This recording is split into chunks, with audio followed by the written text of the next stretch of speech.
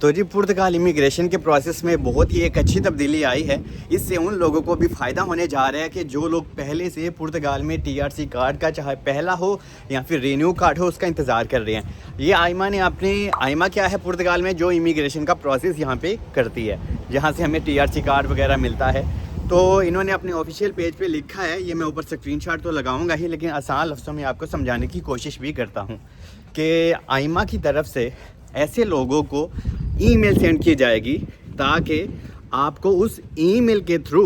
आयमा के ऑफिस में बुलाया जाएगा और आपके डॉक्यूमेंटेशन की जांच पड़ताल की जाएगी। ये कौन से लोग हो सकते हैं और किन लोगों के साथ ऐसा हो सकता है कि उनको ईमेल आएगी, तो आपको बताता चलूँ। यहाँ पे सबसे पहले आयमा ने कहा है कि आपको स्कैन शुदा डॉक्यूमेंट्स लेके नहीं आने। मिसाल के तौर पे जब भी आपको ईमेल आएगी आयमा की तरफ से और आप उस ऑफिस में जाएंगे तो आपको अपने साथ ओरिजिनल डॉक्यूमेंट्स ही लेके जाने हैं। कोई आपने फ़ोटो कापी वगैरह नहीं, ये आप खुद भी ऊपर स्टडी कर सकते हैं। तो जब आप अपने सारे डॉक्यूमेंट्स लेके जाएंगे और आयमा आपके डॉक्यूमेंट्स की खुद फ़ोटो कापियाँ करके आपको ओरिजिनल डॉक्यूमेंट्स आपके वापस कर देगी। अभी आपको बता दूं कि कौन कौन से लोगों को आयमा ईमेल सेंड कर सकता है जिनके डॉक्यूमेंट्स में कोई मसला हो, या बहुत ज़्यादा लोग ऐसे भी होते हैं जो अपना पहला टीआरसी कार्ड जब अप्लाई करने के लिए जाते हैं तो उनके बायोमेट्रिक्स जब लिए गए थे तो आयमा की जो स्कैनिंग मशीन होती है ना, जहाँ से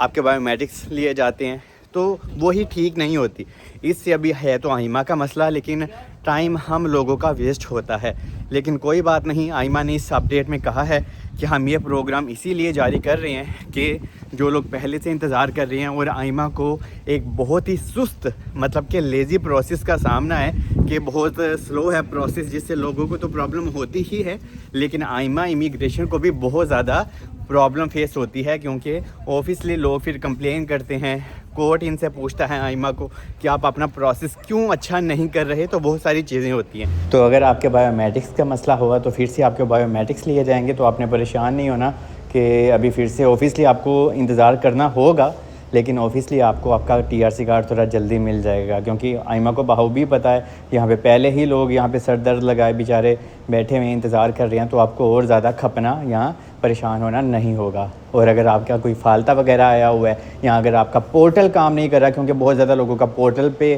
काफ़ी मसला होता है, तो हो सकता है ऐसे लोगों को भी आयमा ईमेल सेंड करे कि हाँ भाई फ़लाँ दिन आपकी अपॉइंटमेंट है तो आप ऑफिस में आएँ, लेकिन आपने ऑन टाइम ठीक डेट पे जाना है। जब भी आयमा आपको ईमेल सेंड करेगी तो ऑन टाइम अपने सारे डॉक्यूमेंट समेत आप वहाँ पे जा सकते हैं। लेकिन इसका मकसद यही है कि कुछ लोगों को आयमा ईमेल सेंड करेगी जिनके डॉक्यूमेंटेशन में कोई इशू होगा, लेकिन हर एक को आयमा की तरफ से ईमेल नहीं आएगी जिनके डॉक्यूमेंट्स पोर्टल के ऊपर बिल्कुल ठीक जाते हैं। या जब हम रिन्यू कार्ड अपना करवाते हैं और आयमा आपको कहता है कि आप अपने सारे डॉक्यूमेंट्स पोर्टल के ऊपर ही अपलोड करें, तो जब आपके सारे डॉक्यूमेंट्स रेडी और अच्छे होते हैं और आयमा को लगता है कि हाँ भाई हमें इसको ईमेल सेंड करने की ज़रूरत नहीं, तो आपको ईमेल नहीं आएगी। मैं फिर से कह दूं, ईमेल उन्हीं लोगों को आएगी जिन लोगों के डॉक्यूमेंट्स में कोई थोड़ा सा ऊपर नीचे हो, या हो सकता है कभी कभी आप जब डॉक्यूमेंट्स अपलोड करते हैं वो ठीक से नहीं होता, या कहीं पे कोई भी कमी पेशी अगर रह गई, तो ऐसे लोगों को ही आयमा ईमेल करेगा कि आप हमारे ऑफिस में आएँ और अपने सारे डॉक्यूमेंट साथ लेके आएँ। और इन केस अगर कोई इंसान अपनी अपॉइंटमेंट पे ना गया तो आपकी जो दरख्वास्त है एप्लीकेशन होगी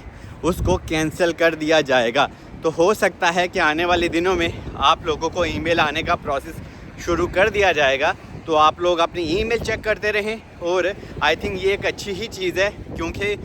कुछ लोग ऐसे भी हैं जो एक साल हो गए या 8-8 महीने हो गए हैं अपने टीआरसी कार्ड का इंतज़ार कर रहे हैं, तो हो सकता है ऐसे लोगों को भी ईमेल आ सकती है। तो ऑफिसली आप जब जाएंगे और आपको कोई वकील करने की ज़रूरत नहीं होगी, तो आयमा खुद ही आपकी फ़ाइल वगैरह ओपन कर रही है, तो इससे ऑब्वियसली आई थिंक आप लोगों को फ़ायदा ही होगा। और आप लोगों को एक और चीज़ बता दूं कि आयमा अभी अपना इमिग्रेशन का प्रोसेस थोड़ा सा और बेहतर बनाने की कोशिश कर रही है, और ये अपने नए 1-2 और ऑफिस भी ओपन कर रही है। जैसे कि इन्होंने 2025 में भी 1-2 नया ऑफिस ओपन किया था, तो आहिस्ता आहिस्ता ही यहाँ पे चीज़ें अच्छी होंगी। यहाँ पे एक अच्छी बात क्या है कि हर रोज़ ही लोगों को टीआरसी कार्ड मिल रहे हैं, और आहिस्ता आहिस्ता ये जो रश है ना, जो पेंडिंग केसेस हैं, ये थोड़े से कम हो रहे हैं। तो जिन लोगों की फ़ाइल रिजेक्ट भी हो गई है या फिर फ़ाइल कैंसिल वगैरह हो गई है, और अगर आप पुर्तगाल में मौजूद हैं, अगर आपने वकील किया हुआ है, और ऐसे लोग जिनकी पुर्तगाल में फ़ाइल रिजेक्ट हो गई है और फिर भी आप यहाँ पे मौजूद हो, आप लीगल वे से या आप पूरे टैक्सेस पे कर रहे हो, आपके पास जॉब है, तो ऑब्वियसली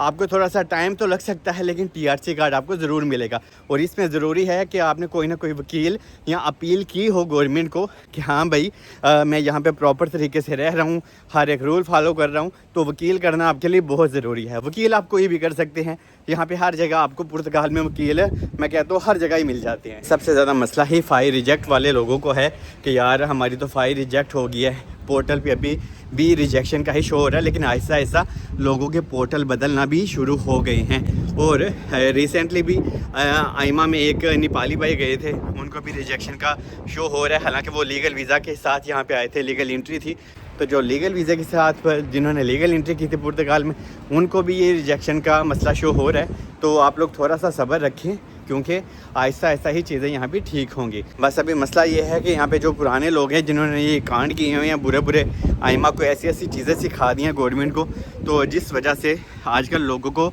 मसला और परेशानी हो रही है। इसमें कुछ हमारे लोगों की भी गलती है, जो लोग बेल्जियम फ्रांस में बैठ के टैक्सेस पे करते हैं। तो आई थिंक अगर आपको पुर्तगाल में TRC कार्ड लेना है तो आपका यहाँ पे पुर्तगाल में होना बहुत बहुत ज़रूरी है। सिस वाले लोग हैं जिनका नाम सिस में है, तो एक बहुत ही एक अच्छी गुड न्यूज़ है कि एक मेरे जानने वाले हैं, उनको अप्रूवल की ईमेल आ गई है, लेकिन TRC कार्ड नहीं मिला। जो ही उनको TRC कार्ड भी आएगा तो जनाब वो भी आप लोगों के साथ मैं ज़रूर शेयर करूँगा। और एक और अच्छी बात आपको बता दूँ कि जब आजकल आपको अप्रूवल की ईमेल आ जाती है ना, चाहे आपका फर्स्ट कार्ड हो या रीनो कार्ड हो तो सकता है जो नए नए लोग होंगे जिनको अप्रूवल की ईमेल आएगी तो आपको आपका कार्ड 3 से 4 हफ्ते में ही मिल जाएगा। बाकी I love you all, stay blessed, मिलते हैं नेक्स्ट वीडियो में।